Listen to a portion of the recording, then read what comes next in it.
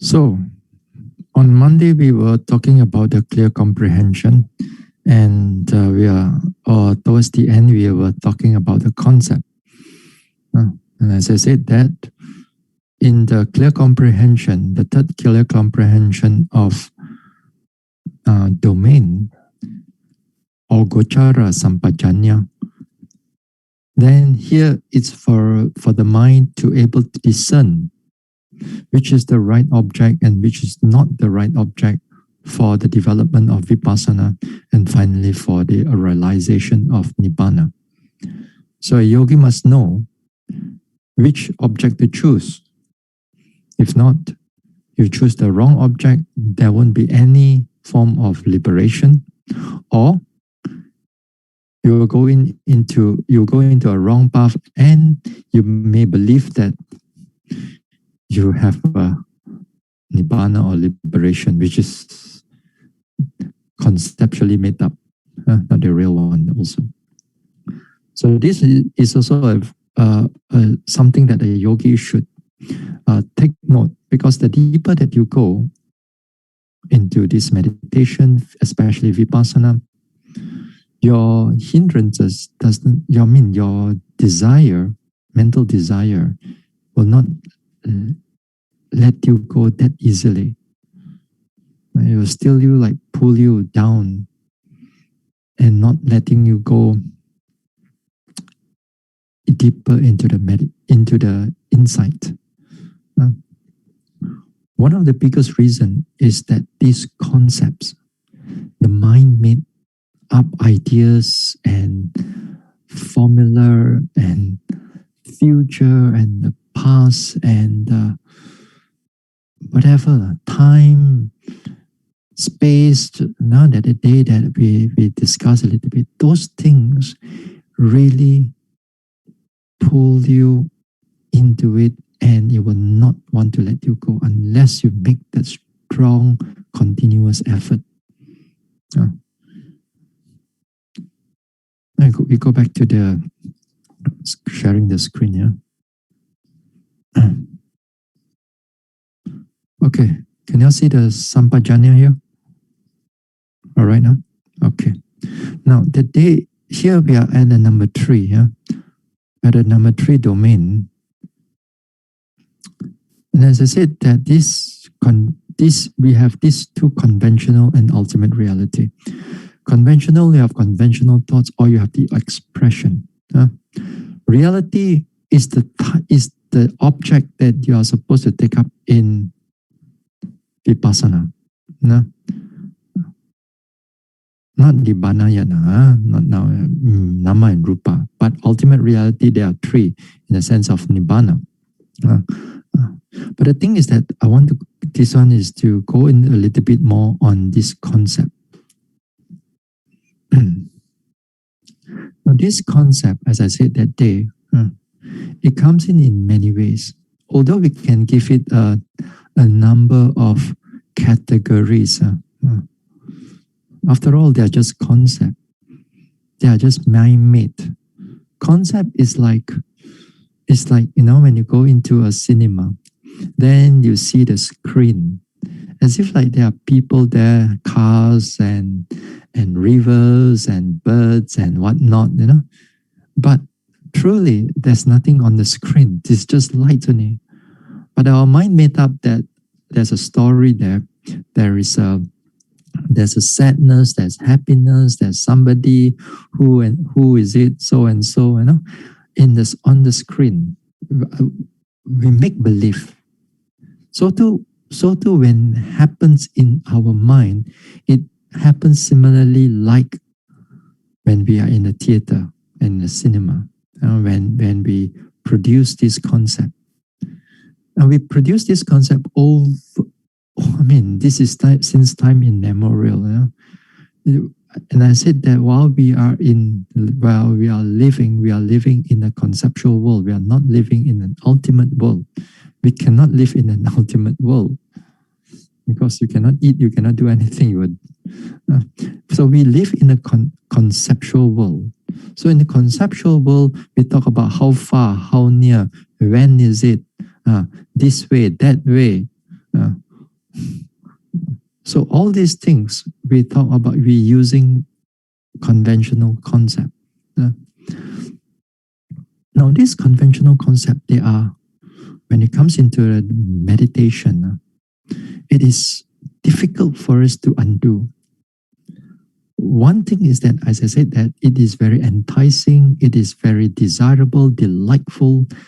When you meditate, when you know some images comes in, or some thoughts comes in, or some ideas comes in, then the mind quickly latch onto the idea. Sometimes you got like a spark of idea coming into the mind, and then we quickly want to grab hold of it. And even some yogis, they will stop the meditation and write down those ideas. As I said now, I don't know, perhaps you heard this before, that I've seen yogis, they are supposed to give a speech in the near future.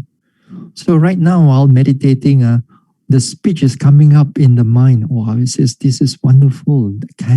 I was not able to let it go. And then they stop the meditation, stop there and write down whatever that is on the mind just now.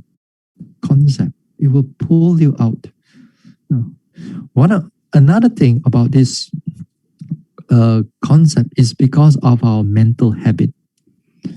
Mental habit, that means we have been using it over time and time again. And not only that, not only our mental habit, but it is also sometimes, for some people, overthinking. Overthinking.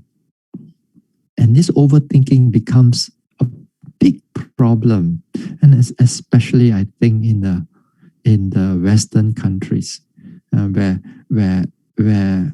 everything has to be thought out, everything has to be reasoned, everything has to be rationalized, the mind cannot stop.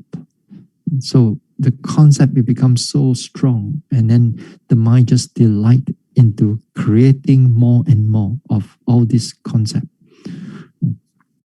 So it's hard for them to meditate unless they make a tremendous effort. So to a lot of us, depending on our career and also our habit, some people also, if your concept is doing, if you are seeing numbers all the time, perhaps it is due to your work that you have been doing in your past 20, 30, 40 years. If you have been seeing numbers day in, day out for so many years, and then definitely when it comes into meditation, these type of things will follow you. So to whatever that you are going through, the thing that when it comes to the vipassana, we have to come out from that concept and just really pays attention to the meditation object. But again, the mind will drag you inside there. Now, sometimes this concept and reality, the line is so thin that sometimes they are so blurred, especially when the mindfulness is not strong. Now, take, for example, the number 8 here, the signs, the nimitta. When one is meditating, one is going into a very clear, you can see a lot of changes, rising, falling in the objects, wonderful. But if you're not careful, sometimes at the background, it's already forming of lights, and some images is coming up, beautiful, very serene, very calming, and very peaceful. And then the mind drop the vipassana objects, drop the noting, the seeing, and then slowly just shift over. It's not a very clear shift. It's just like it's like your eyes just move on to the something which is calm, and something which is clear, and something which is like there may be lights, or there may be images or Buddha or whatever. And then the mind delight into it. And that is when we talk about that the same topic here, we talk about the upakilesa. We talk about the corruptions of insight. So those things, if you're not careful, you can delight into it. Once you delight into it, then the I arises, the conceit arises. When the conceit arises, then in the later, the wrong view arises. When we believe that this is Nibbana, this is jhana, or this is this and that, and then we begin to believe that. So this concept, if you are not careful, they are very dangerous. It can lead you all the way to, lead you the wrong way to believing that you already attained or having or this and that already. With that, also the concept comes in with number 9, when one believes that there's a self, there's a soul. These are all dangerous because these are wrong view. The concept already turned into a wrong view. So this one, we have to be careful. Now, many times when we are meditating, it may not be nimitta or self coming in. Maybe, for example, time comes in. You sit down there. Hey, how long I meditated already? Then you look. Then the desire, you have to look into the clock and see. Just meditate half an hour only. Close the eye and meditate some more. And then the mind just want to see the time, how long you meditate. And then in the Mahasi center also, the Mahasi style also, another thing is that the clock every time the yogis is waiting for the clock to ring. It's this time again. Waiting for the time to ring, how long have said the pain is so strong, how come it's not ringing? How come is it the clock spoil? Open up the eyes and see, another 15 more minutes, I'm going to have a problem right now. Time. And it's all these things. The mind just want to leap out from the meditation object and just want to delight into time and delight into the concept and delight into this one. So, and then the first one I said, the words or expression, the vohara here, means that the one that create all types of rationality, all kinds of ideas, a formula, and all kinds of all those things. Like sometimes you have monologue, you are talking to yourself, sometimes you're talking to others also talking back to you, all imaginary. all these things. But one thing, although as I said that concept, they are not supposed to take up as a meditation object, but concept, it is helpful. It is helpful in the development of meditation. Not to say that it's not helpful. It's not a meditation object. That is one thing. But the next thing is that it can be helpful if you have the so-called right concept. Now, one of the right concept is that while we are giving a Dhamma talk, or when you listen to a Dhamma talk, like right now, it's all concept. My concept here is for you to have a right concept, right view, right understanding, in order for you to have a certain urgency, certain good direction, certain faith, confidence, in order for your meditation to go forward, or your spiritual path to go forward. So they are helpful. All the Dhamma books that you read, all are concept. All these are concept. And concept also are helpful while you are doing meditation, and especially when we are in the beginning, because this time we use this number 1, the word concept or the expression concept. That one comes as the labeling. It comes as the labeling. So labeling here is the concept, is a concept. But labeling, it is helpful, especially for a beginner, because this labeling, it directs the mind on the object. It aims the mind, because in the beginning part, the yogi's mind is not strong. We are talking about majority of the yogi. We are talking about 99% of the yogi. Maybe there are 1% is super fast on that one. It's a different case. But 99% of us, we need that labeling in order for the mind to direct to the object.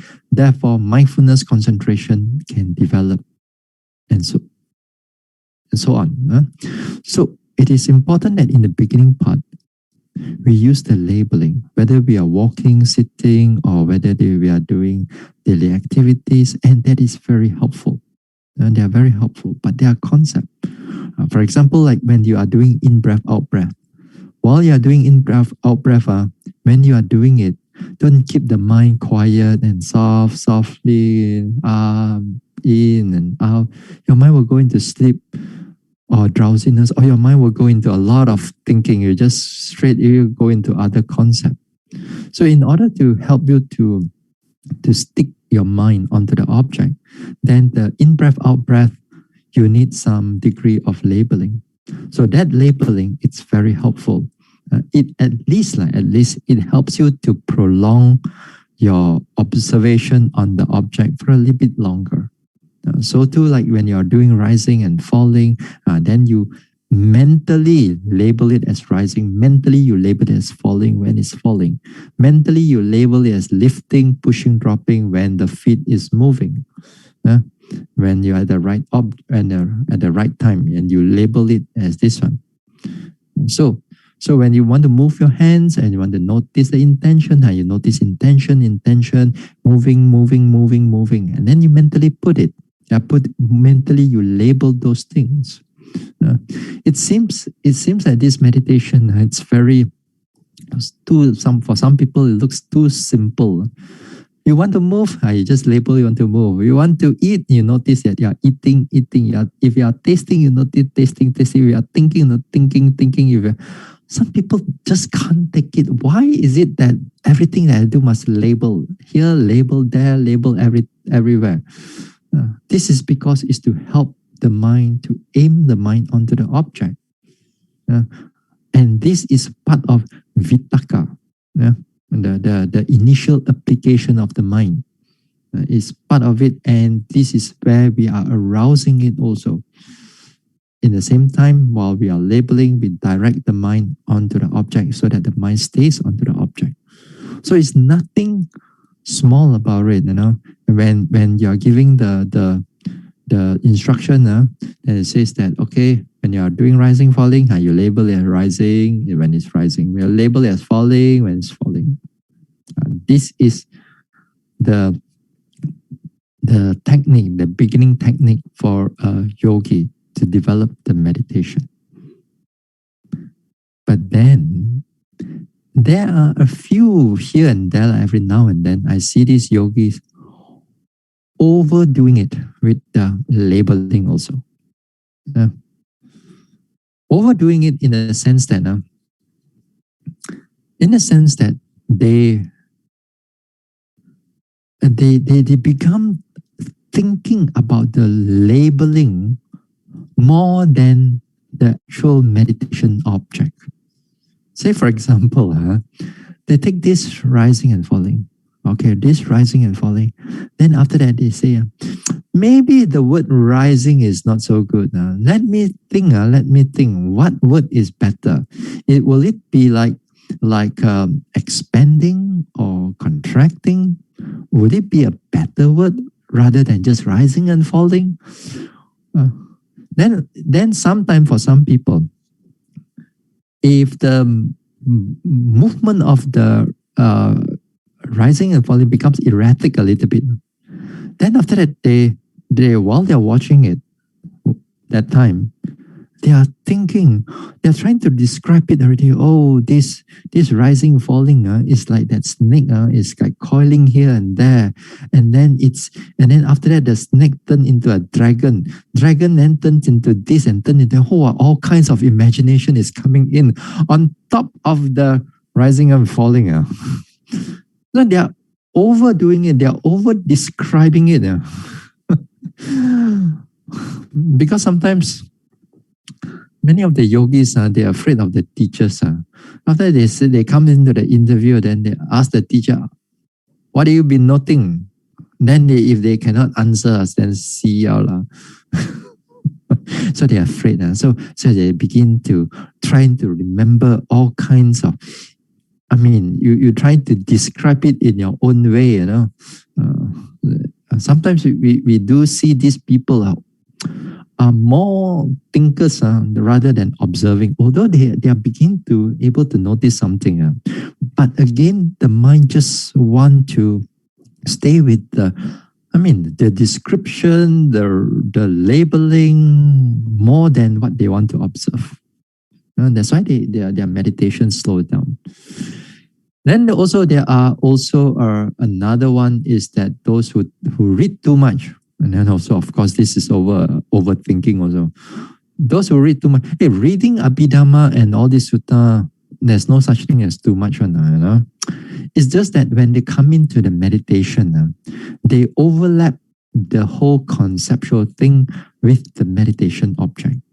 And then here they notice a little bit of rising and falling. Then they want to describe, okay, is this wind element or fire element? Then this wind element, what is the cause for this wind element? Oh, then after that, he must go into the sutta. You think about it already, and then he feels satisfied already, all this thinking, then he only go back to the little bit of rising and falling.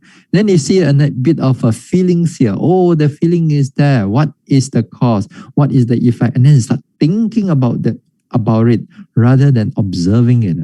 So you see, the concept, even for a meditator, it's a very thin line. They overstep the whole thing. They overdo the whole thing.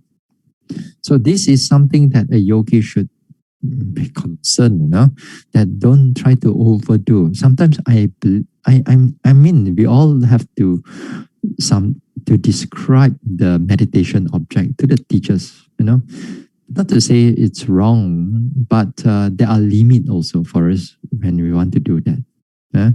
That one comes with your own practice. So as I said, that this labeling, this expression, these thoughts, don't go and overdo the whole thing. The labeling is just for the sake of directing the mind onto the object, not for you to create more and more concept while you're meditating. Now, there's also age-old debate. There are people also debate whether this labeling is necessary or not. There are people, even right now, and this debate has started 1,000 over years ago. Nowadays also there are certain meditation technique. They don't discourage.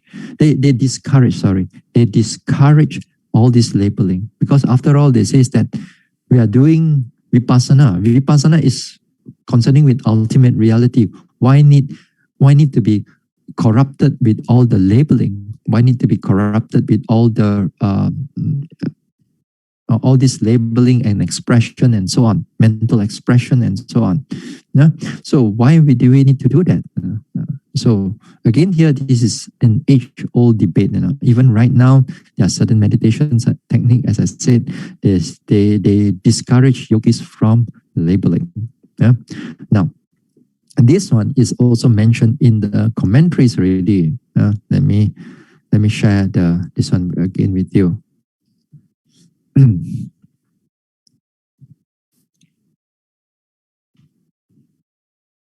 Okay, can you all see? Okay. Yeah.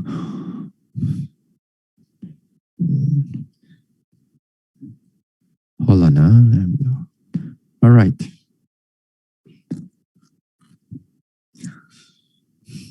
Can you understand, first of all? I mean, this is just, I just mentioned about it. This is from the Visuddhimagga sub-commentary, Mahatika. Visuddhimagga is the path of purification. It's already commenting on the suttas and many things. And then here is something to comment on the Visuddhimagga. Okay, so let us, for the sake of argument, pose a question. This one is all from the commentary, This is not just I made it up. I mean, not I put it in, sorry. Is it necessary in the pursuit of comprehension of the true nature, sabhava, or true reality, paramattha, to contemplate by the way of name concept or labeling, tajapanyati?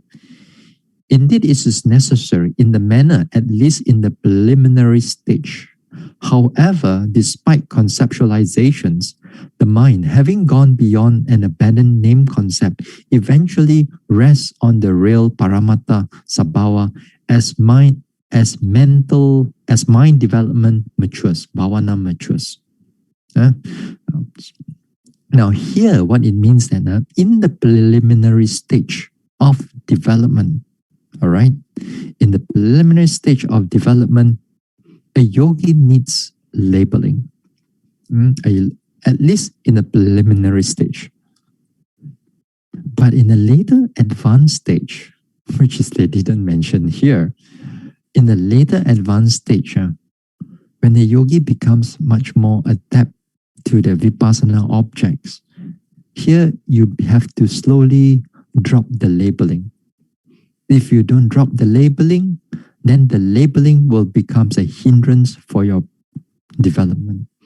In the beginning, they are a very useful tool, but in the later part, if you don't drop it, they can be a problem. They can be a big hindrance. And sometimes there are some yogis, because of they're using a lot of labeling in the beginning part, and then the mind becomes very habitual in the labeling also. And even though they have progressed quite far, their labeling is there. But then this time they're going to slow down the practice, because sometimes teachers don't really tell them to drop labeling. There are teachers don't tell them to drop the labeling, because sometimes there are teachers, to say that they haven't gone very far, and then they thought that every yogi also haven't gone very far, so they discourage yogis to drop the labeling.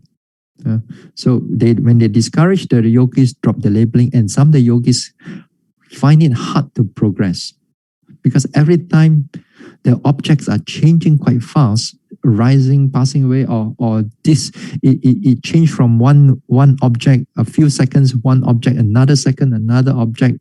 No, it just keep on changing from one place. You don't have the time just to put an expression, a mental labeling onto the object. So with that, if you just keep on thinking about, okay, right now I'm seeing, by the time you want to think about it, the object already changed to another one. Then you want to start thinking again. That time, you begin to drop the object. You begin to drop the labeling.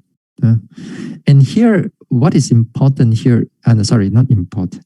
Normally, the dropping of the labeling part here is at the somewhere not too far, actually, by second or third insight now. Things are getting quite fast already. Your objects are changing a little bit more better. Because that day, as I said, by the time you reach about third insight, this is the vipassana first jhana already. That means that all the five factors of that jhana factors are vitakka, vichara, piti,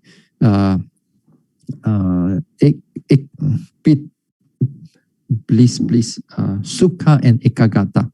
All the five factors are there. So the five factors are there. That means the aiming part, the labeling part is still there. All right. The aiming part is still there. That means you still need to label. So around about third to fourth insight now, that things are getting much more clearer. That is where, when it comes to the somewhat fourth insight, the tender insight, then that time the vitakka and vichara also is dropped. Other words, that means that the mind can able to notice the object without, in the sense of labeling. That time the mind knows how to take up the object because of concentration. Mindfulness is quite pronounced, quite good during that time. So the labeling has to be dropped around that time. But doesn't mean that once you drop, you don't take it up anymore. Drop doesn't mean that drop the labeling doesn't mean that it's forever. again, as I remind you all, this labeling is just a tool. You need it, you use it. You don't need it, you drop it. So it just is a tool. So there will be times when your mind is sleepy, when your mind is drowsy. At that time, you need to stir up the mind. The labeling is very helpful. If your mind becomes too calm, too peaceful, nothing, sometimes the labeling also become very helpful. So this time the labeling can be helpful in the sense that you can bring up again. So even if you have gone through some degree of development, but the mind once in a while, it still drop into sleepiness, drowsiness, and you have to deal with those things. So therefore, the labeling is helpful, very helpful for a beginner. So all this argument about whether you should or should not is already mentioned in the Visuddhi, in the commentaries of the Visuddhimagga. Eventually, your mind will know how to direct your mind onto the object. So if you pay attention more to the object rather than just the labeling, then the mind, in the future, out of habit, it knows how to direct the mind onto the object rather than thinking too much about the labeling and expression and so on.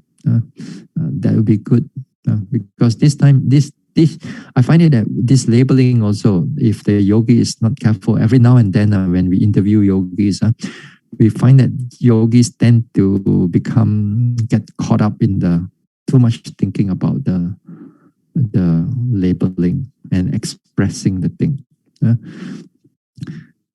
But then, this is on the labeling. Now,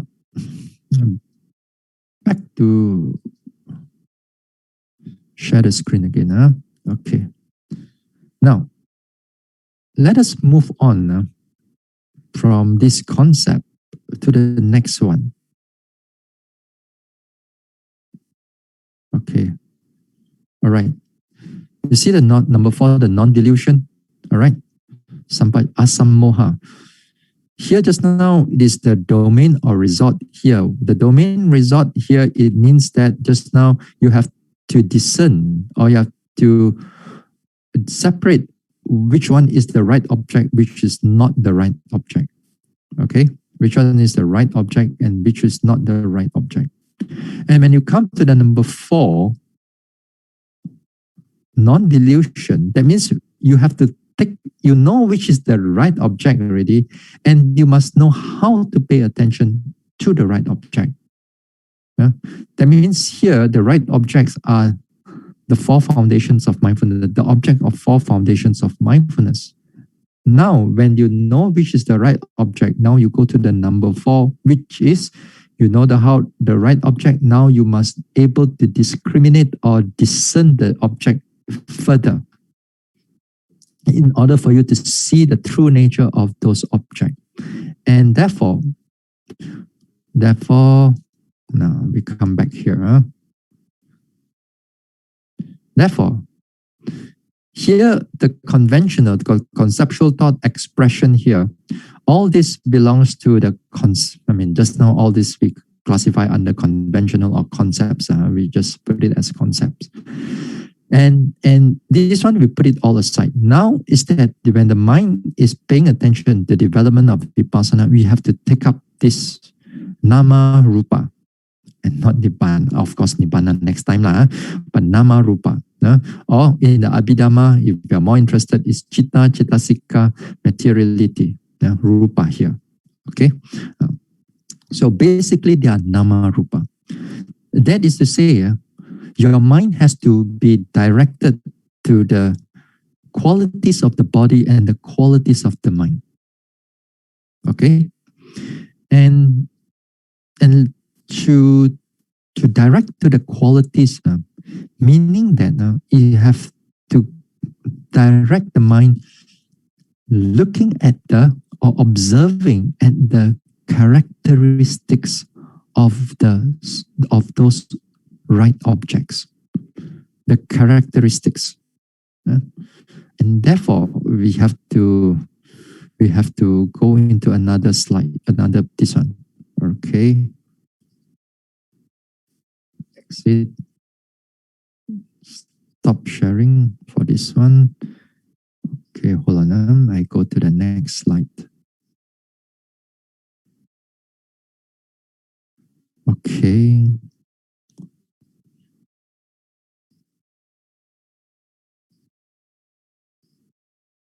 Can you see this one? Every mundane paramatta. Okay, good. Wait, let me make it a bit bigger.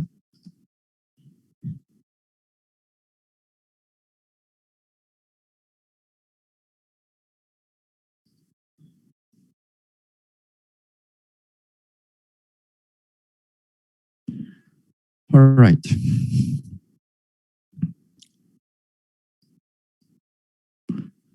Now, every mundane paramatta dhamma, or nama rupa here, or five aggregate, or six sense bases, etc., all of them have three levels of characteristics. Now, when it comes into asammoha sampajañña, is to the time we always use the word, okay, you have to be thorough, you have to be precise, you have to note it carefully, note it precisely, you know. Those things is what we meant, that you have to direct the mind looking into its characteristics. Characteristics here means that like all this nama rupa all of them have these characteristics, but the first one, there are individual object has its own characteristics and different from another object. Okay. Now, just take a simple example. Let's take a simple example, the rupa, the body. And we take up the rupa, or the bodily object. Here, let's say we take up the wind element and the fire element. The wind element is the nature of motion. Its characteristic is the nature of motion and also the nature of kind of like what you call tension, a kind of a tension. I give you that support in a sense, you know. Then when you compare it with a fire element here, like for example, when you are noticing your body, then you feel warm or you feel cold. And then the warmness, the coldness is very different from the motion. And then therefore, it is what it means here. They have individual characteristic. And it is important for us to differentiate those things. In the beginning of the meditation, we cannot do the differentiation because everything looks the same only. Everything is just one lump there. We cannot even notice anything else. The mind is not clear.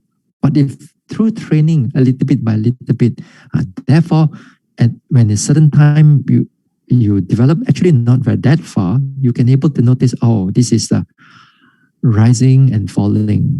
This is quite clear. It's the nature of wind element.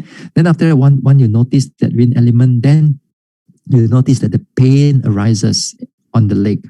Then you notice the pain. Then you notice it's a sharp pain there. And now you are going from rupa object to a mental object.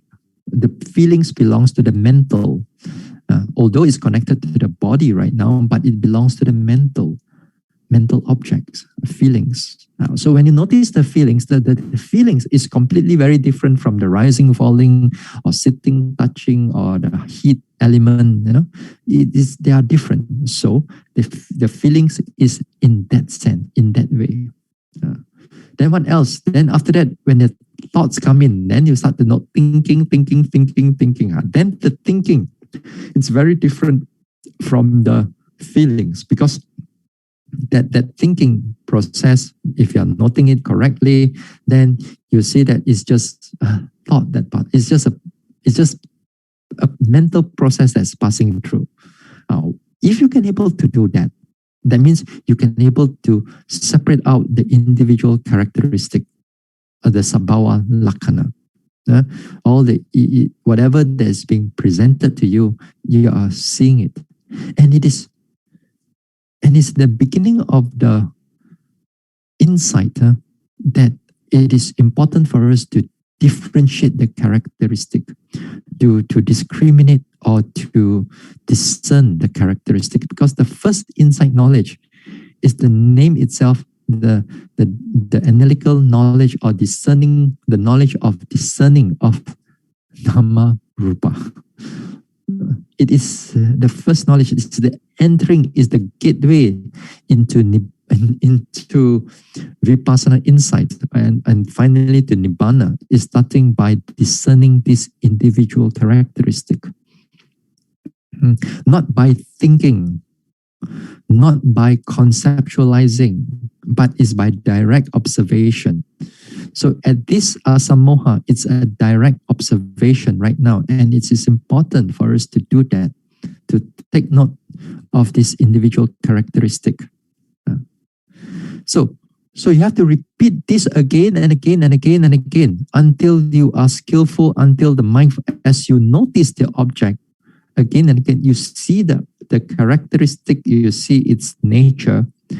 At the same time, the mindfulness, the concentration is developing, is getting stronger. And if it is stronger mindfulness, stronger concentration, stronger wisdom power, then it feedback to noticing the object, and then you see the object even more clearer. And even more clearer, it will feedback to the mental states, and then that noting mind becomes even more stronger, more powerful. So the object and the noting mind, they both go together. So only then you see the individual characteristic. So here you see the individual characteristics as they presented to you. Not like you have to go through all the Abhidhamma, over in the Abhidhamma, they tell you they have, this mental states. They got 52 types of mental states and 52 types of cetasika. You must also differentiate every part of the body, all the rupa, all the elements. No, you don't do that, those things. This is all trying to use the concept to justify our meditation. You're not supposed to do that. It has to be, the object has to be presented at the present moment. And at the present moment, you pay attention to it. Then the mindfulness becomes strong. The mindfulness becomes clear. The mindfulness becomes continuous. Not that when it's not there, you don't go and look for it. So it's there only when you look for it, then you see its individual characteristic. This is what it meant, individual characteristic.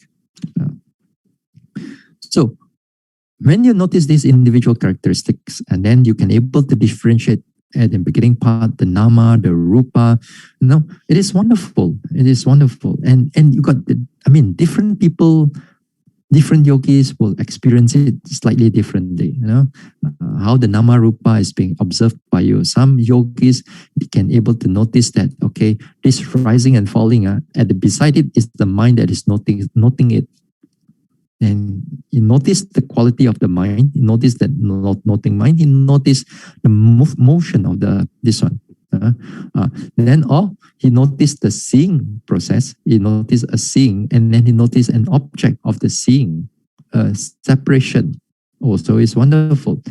Then he can able to notice that some people able to notice, for example, here, the pain is there. Now you're noticing the pain is there, but then there's a hardness beside it. So the hardness and the feelings are different.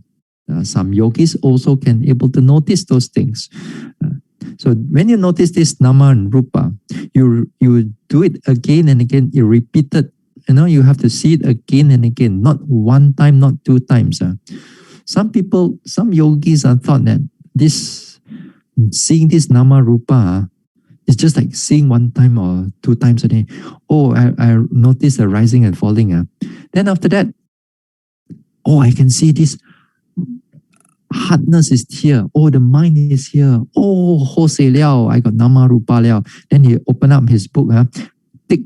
Oh, nama rupa tan liao. Nama rupa got nama rupa. Okay, now let's go to the next insight already. So what is the next insight right now? Next insight is to discerning of the cause and effect. Okay, now must go and note the intention. Not like that lah.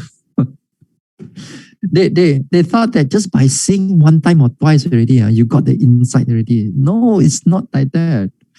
Here, the nature of this Sabhava Lakkhana is to show you the different type of characteristic so that the mind begins to perceive the right perception. You see the true nature of things as they are right now. Therefore, with the right perception arises, then right view arises. Not just seeing one time, then you thought that you already have the right perception. Not like that. Unless you are the 1% group. If you are the 99% group, you are not like that. You have to repeat it again and again. So you have to notice it. You notice it, repeat it again and again and again and again, and it will show you in many different forms. Because even with the nama rupa, that perception that arises, it begins to show you the perception of anatta. That you can able to notice this too, and there's no other third party. So individual characteristic, and this is important. So then after that, we have this formative characteristic. Formative characteristics here, it means Sankata Lakkhana. Pali is Sankata Lakkhana. It's a rising, sustaining of present and dissolution, beginning, middle, and end. Okay, beginning, middle, and end. You will at times, as you notice the individual characteristics of something is happening, then there will be times that you begin to notice things a bit more clearer. Let's say the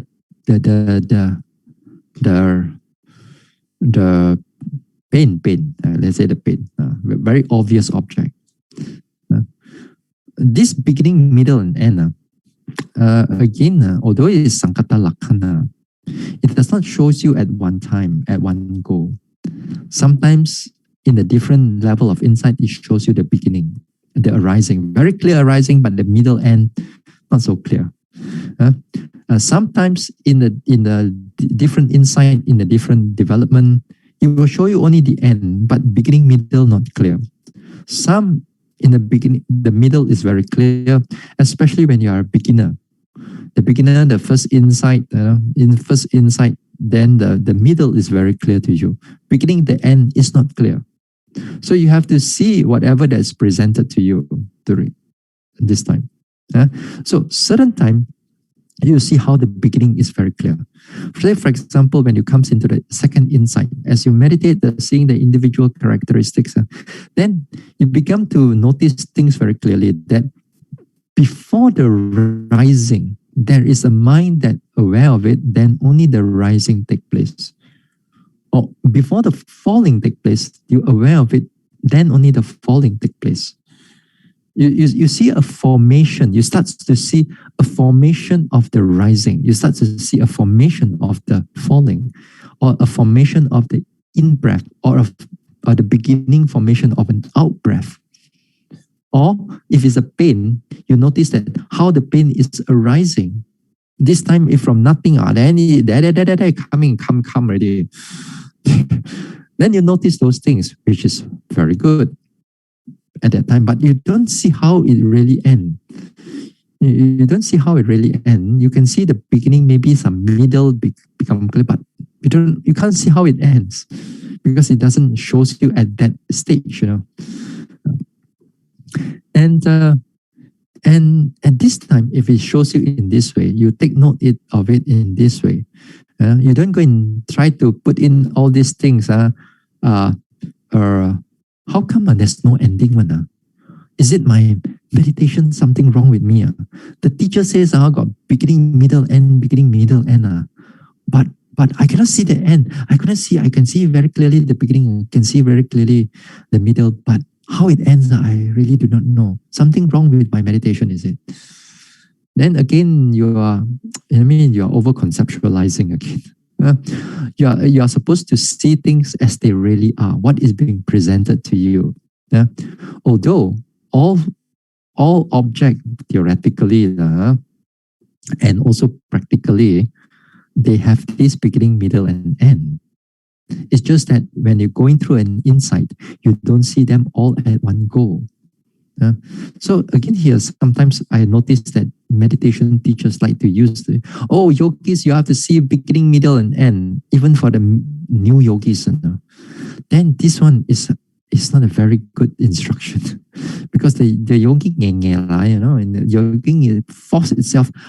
I can see the middle, but how does it end? I cannot see the end. And then, my meditation is very bad. I cannot see the end. I don't even know how the beginning comes in. The moment I sit down there, the pain is already there already, but I don't know how the pain comes. I don't know how the pain go away. Something wrong with my practice.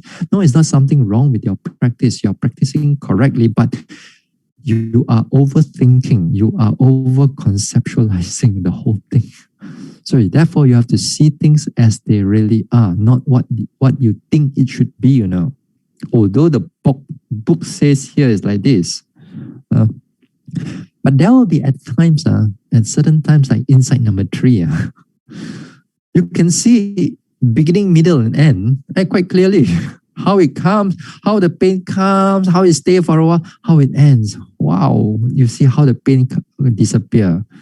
In the beginning, the first insight, and you're beginning, you can only see the pain there, only how it comes in. By the time that one it changed to another pain already, then it continue with another pain. All your mind sees all pain here, pain there, pain everywhere. You know it's a different pain, but you cannot see how it ends.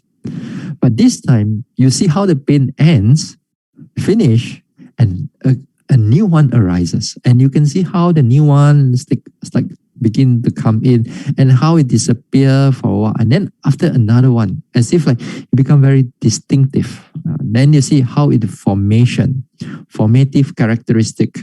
So you see how the mind arises. Even that sometimes when a yogi become very clear, they notice how the thinking mind arises. They sit there, hey. Wow, the thinking is going to come. There you see and notice the thinking. By the time you pay attention to the thoughts, then the thinking sort of disappear. Sometimes even you pay attention to the thoughts, the thinking still comes into the middle. And you see the thinking, how it disappears. So wonderful, isn't it? So you see the process of the mental process, how it's happening at that present moment, at that time. So this is called the formative characteristics. So there are 3, arising, sustaining, or dissolution. Then usually we just use beginning, middle, end, easier to use. So when you see these things, you cannot when you start meditation, you cannot suddenly you want to jump to, I want to see the formative characteristic. I don't want to see the individual characteristic. Tak boleh one, no, cannot. You cannot jump class one. You have to go level by level. You cannot just jump as you like, as you like. You cannot just go like that. You have to slowly, everything has to begin by this individual characteristic. Even let's say you are quite deep. Let's say if you are enlightened also, let's say enlightened. And then after that, you want to go for the next retreat. Okay. So you have a gap of you're not, you go out, work and so on. Right? Come back again, you want to start a retreat. Even you have enlightened, you got to start off with individual characteristic also. Doesn't mean that straight away you go into all kinds of deep insight. No, you have to build up the individual characteristic. It will slowly build up with the mindfulness, the concentration, everything. All will start to form. Then only the mind goes into a deeper insights. because he has done so. Now the third one, universal characteristic. This is Sampajañña Lakkhana, or usually we all known as Tilakkhana. Universal characteristic. Here the universal characteristic is the three characteristics of anicca, dukkha, and anatta. In other words, they are just quick momentary arising and passing away of objects. Now this time when you notice this in-breath, out-breath, or rising and falling, or lifting, pushing, dropping, whatever object that they are noticing, you don't notice its form. When it comes into the third, this universal characteristics, the conceptual form that sometimes you attach to your rising and falling, sometimes you describe how the rising is become like a balloon. It becomes like when you are doing your flower or your flower, you twisting here, and then you can describe like so many ways. But right now, when it comes into a triple character, this three characteristics, the universal characteristics, you've got no time even for you to describe what is going on, because they are just arising and passing away. But they got their own pattern of arising and passing away.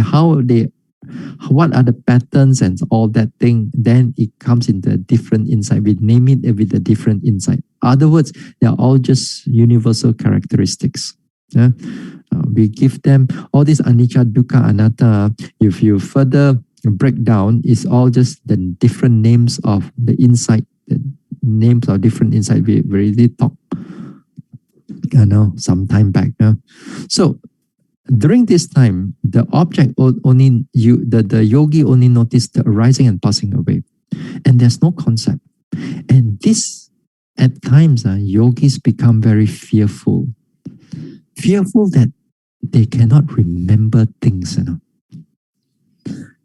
fearful in the sense that they thought that, okay, now you notice this arising and passing away very fast. So many things to report already, So you want to try to remember, but after that, there are so many other things happening. By the time you want to remember the first one, by the time you end your retreat, your sitting meditation, you can't remember. The first one was quite interesting, but I can't remember that because subsequently there are so many things that are also interesting. Then by the time I get up from my meditation seat, I don't seem to remember what I meditated just now. And there are yogis like that. They cannot remember what is happening. Even they just get up and then after they were sitting just now there. And then when they come to the report, they are noticing a lot. But then there's just so many things happening. They cannot remember. And that time, the mind doesn't sort of conceptualize, because remembering, you need to conceptualize the thing in order to imprint into the mind, so that later part you can express it out. But this time the concept is not working. If the concept is working, it will stop that noticing on the arising and passing away. So the concept here is totally like out. So sometimes yogi find that they are having amnesia, or they thought that they are getting older. But the more I meditate, the more I forget things. How come? I mean, during meditation, it's not during outside. During meditation, I cannot remember this one. Sometimes they come into the interview room. I say, why your face so sad and long? I'm become Bhante, don't know how to describe to you. Don't know how to do it. Those days before I meditate, I can remember so well, so clearly. I can describe to the teacher here and there. I can, I can express everything. But now I cannot remember anything. Something wrong is it with my meditation? Is it something wrong? So all I need to do is just describe me a little bit here and there. Then once I describe, I can hear a little bit what they are doing. Then I know what is exactly happening in the mind. But during in the interview, we don't go and tell them, okay, you are not seeing concept. We don't go and tell you that now, because there's too much thing to tell you. Another yogi is waiting already outside. Then we cannot do those things. But during the Dhamma talk, sometimes we explain these type of things. But if you happen to hear it, well and good. If you don't happen to hear it, so next, maybe you have you may be confused. Why in meditation, the more that you meditate, you thought that something is wrong with you. It's not something wrong with you. It's everything good with you, because this time the mind is not enticed, not attached by those concepts. The mind is only interested in the arising and passing away, the changes, what is really going on at that moment of time. So this is, actually is wonderful. There's nothing to fear. There's nothing to fear. So all you need to do is the yogi is keep noticing it. There are many patterns, there are many ways of how it's going to come. And how this arising and passing away is, again, a yogi should not attach to how a pattern of arising and passing away will take place, because they will change. Sometimes there are some yogis, they kind of want to repeat the same thing again and again, but the object is already changing far more faster than what they want. So you got to let go of what you want and surrender, total surrender to the nature of the object and how it changed. This is how you discriminate and how you discern the object even more further into this one. So you will know also, there will be times when your mind is very clear. Objects keep on changing and wonderful. But then there will be times when the mind slack off. Then when the mind slack off, we don't see all this arising and passing away. Everything just a little bit here, a little bit there. Then that time the wisdom factor is not very sharp right now. The asammoha sampajañña is not very good right now. But because you have a previous experience of previous arousing all these things, you can get into it fairly easily. You know how to do a bit of walking, a bit of sitting. After that, everything come back again. Because you are not a beginner at this stage, A beginner may have a hard time, but for a more advanced yogi, they can arouse those things much more faster because they know the technique well. So this is in the sense of asammoha. So you see this only when you see this anicca, dukkha, anatta, all this arising and passing away, this tilakkhana or samanya lakkhana, then only when all things are matured, then only path and fruition will take place. So this one, so this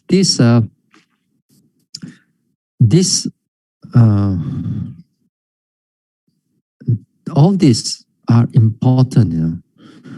So when we come really into the meditation, the characteristic of the object, it is crucial for the mind to stay onto the object and don't fall into the concept, because you fall into the concept, they can go into a wrong thing. So all you need to do is take note, take note and observe all these characteristics of those mind and matter.